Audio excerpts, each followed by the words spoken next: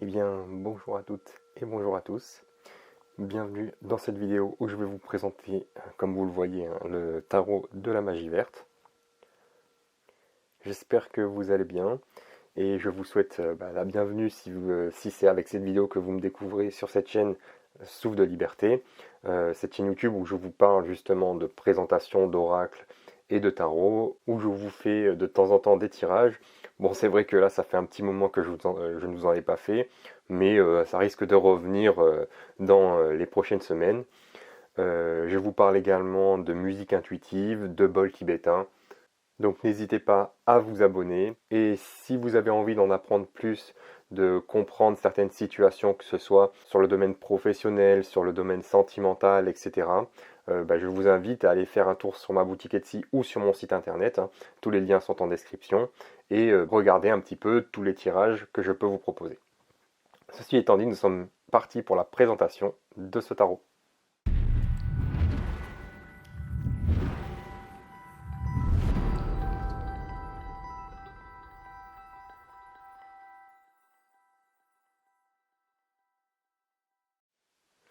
Alors, ce tarot de la magie verte, comme vous le voyez, il se présente dans un petit coffret comme ceci. Il a été fait par Anne Moura et illustré par, alors je m'excuse par avance pour la prononciation, Kiri Ostergaard Léonard. Donc c'est un tarot, justement, un tarot classique, je vais dire, avec 78 cartes. Il a été fait par les éditions Vega. Il est aux éditions Vega, tout simplement. Et il est à 24,90 €. Voilà, je vous passe pour le petit résumé qu'il y a derrière.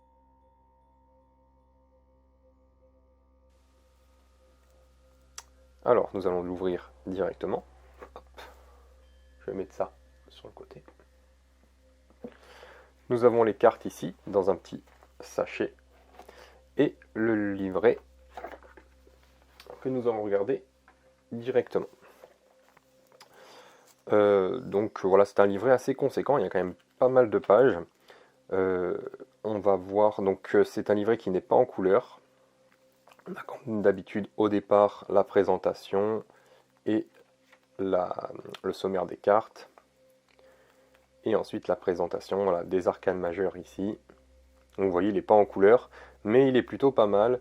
Parce que voilà, c'est les cartes, les arcanes majeures et mineures sont longuement décrites, je vais dire. Vous voyez par exemple la pierre levée ici, on a quand même 2 pages et on peut même mettre des notes, donc ça c'est plutôt pas mal. Si vous avez envie d'apprendre ou justement d'en apprendre plus sur ici la pierre levée, la carte numéro 11, qui est normalement la force dans le tarot classique, vous pouvez justement mettre des notes, donc ça c'est plutôt pas mal sur chaque carte. Et si on avance un petit peu pour aller vers, donc là vous voyez on a les cartes de l'élément R, par exemple le 3 d'Atame, vous voyez qu'on a quand même pas mal de descriptions, de significations de la carte, donc un livret plutôt pas mal, dommage qu'il ne soit pas en couleur. Après de toute façon ça n'enlève pas que le fait que le mieux reste quand même de connaître la signification des cartes, tout simplement. Voilà pour le livret, et nous allons passer aux cartes. Donc dans ce joli petit sachet, hop, on va enlever ça, et nous avons les cartes ici. Donc vous voyez, des cartes pas très grandes, ça moi c'est quelque chose que j'aime bien, j'aime pas quand les cartes sont trop grandes. On a le petit reflet d'or doré, hop, qui est sur la tranche de toutes les cartes.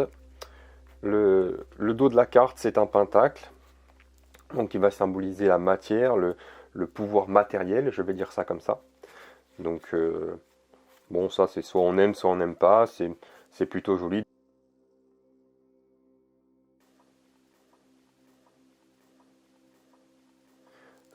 Et donc nous sommes directement partis pour la présentation des cartes. Je vais poser ça ici. Et on y va. Donc on commence bien évidemment par les arcanes majeures.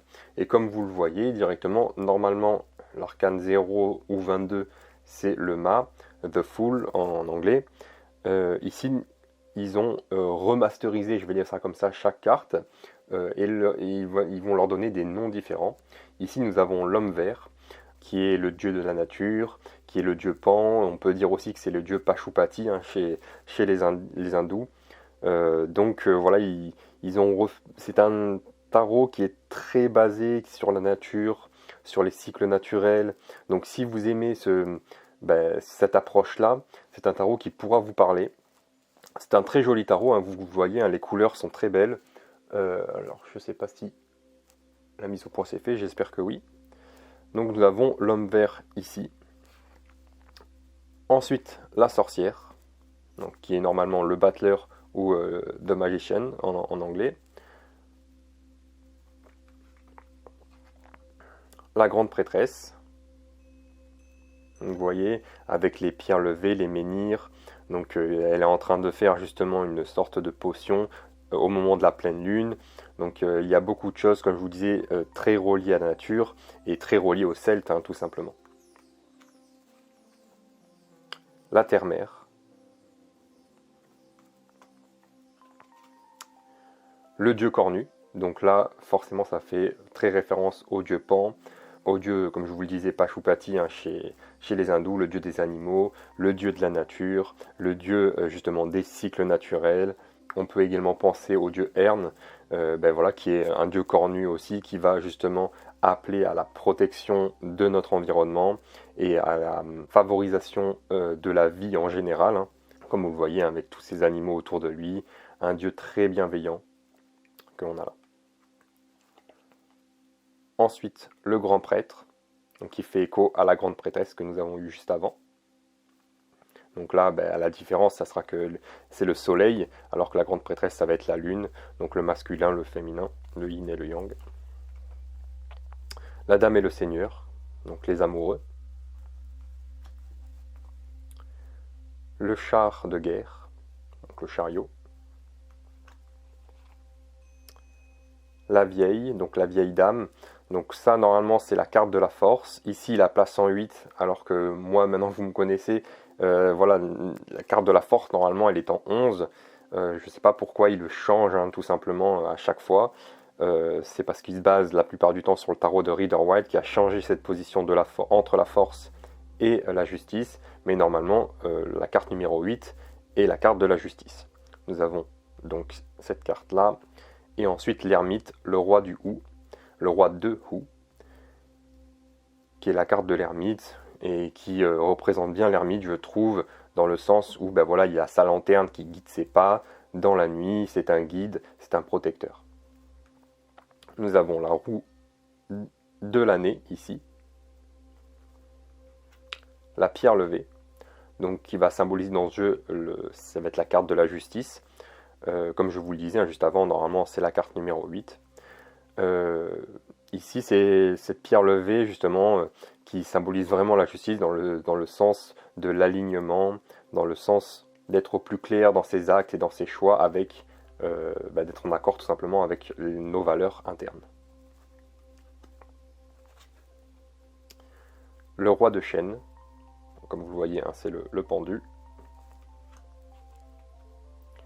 Le seigneur des ombres, qui est la lame sans nom.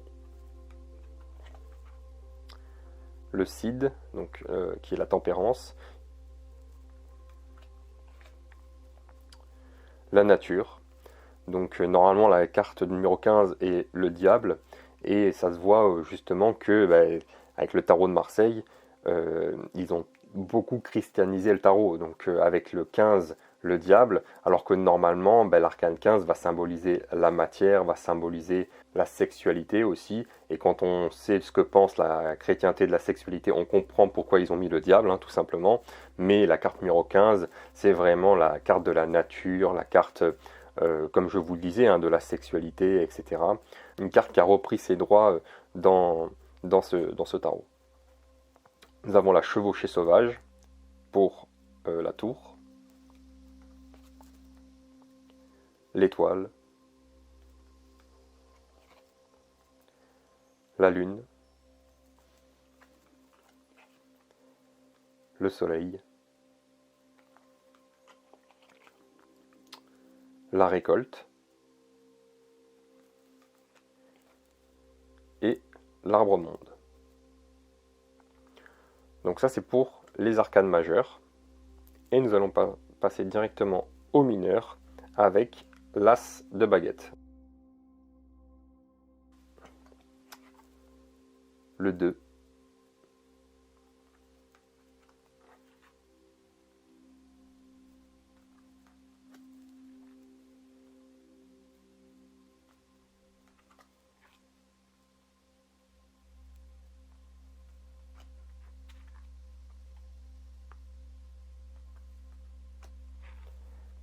Le 7. Donc comme vous le voyez, c'est un jeu assez coloré, c'est un jeu que j'aime bien. Comme je vous disais, les cartes sont pas très grandes, il y a beaucoup de couleurs, il y a beaucoup de représentations. C'est un joli jeu que nous avons ici.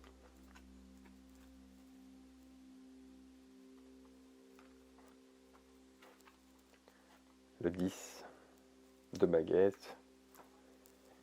Et ensuite le page. Le chevalier. On peut dire chevalière hein, d'ailleurs ici. La reine. Et le roi. Maintenant qu'on a fait les baguettes, on va partir sur les coupes. Donc les calices, hein, comme ils les ont appelés ici. As de calice.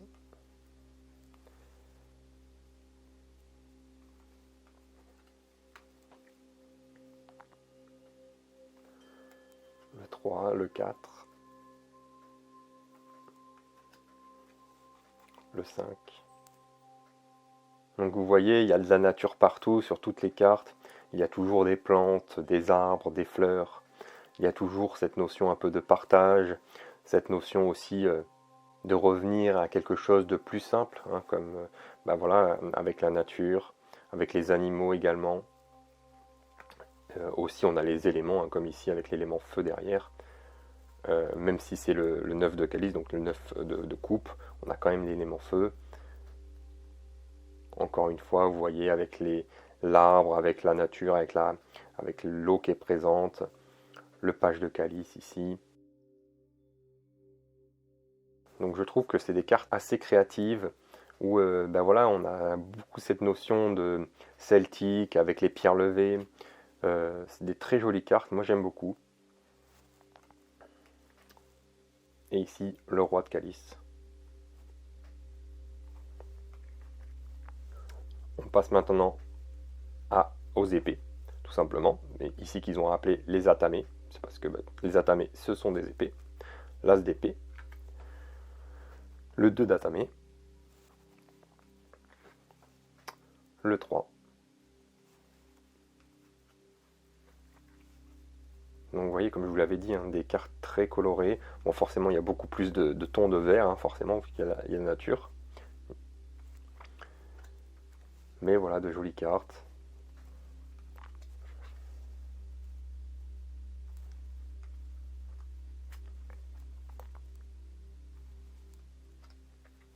Forcément, on a des cartes un peu plus sombres, hein, comme ce 8 et ce 9 d'atamé. Hein.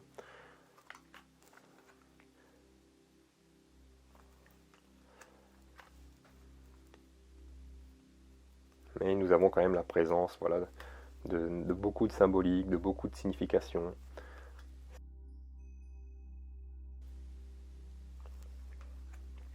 Et comme je vous disais, si vous êtes adepte et cette appellation de la nature et voilà, de tout cet aspect celtique, ça vous parle, c'est un tarot qui est vraiment très parlant.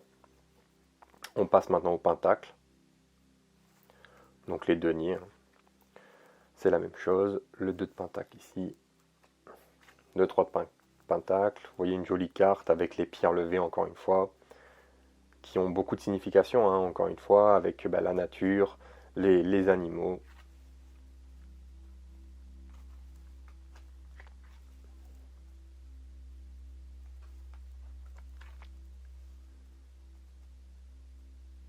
Ce que j'aime bien, c'est que justement, on est moins dans cet aspect très christianisé du tarot de Marseille, et on repart sur quelque chose de plus naturel, avec voilà, les cycles naturels, les cycles lunaires, etc. etc.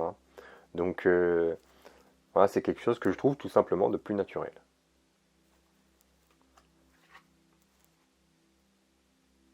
Dans le 10 de pentacle ici, le page,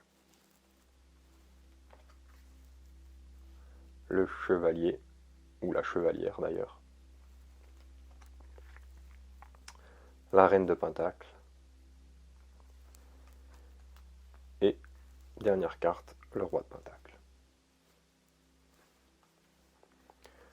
Voilà pour la petite présentation de ce tarot. Donc comme vous voyez, un tarot qui est très basé, je sais je le répète, hein, mais voilà, sur la nature, sur les cycles naturels. Donc beaucoup de cartes colorées, beaucoup de camailleux de verre. On est vraiment dans quelque chose d'un peu plus joyeux, je vais dire ça comme ça, que le tarot classique. Un peu plus, ben voilà, un peu plus vivant, je vais même dire. Un tarot que j'aime beaucoup. À part ce fait justement qu'ils ont interverti, comme je vous le disais, ces deux cartes-là, la force et la justice, qui normalement sont inversées. Hein. La force est la carte numéro 11 et la justice la carte numéro 8. Mais bon, à part ça, c'est un joli tarot, ce tarot de la magie verte.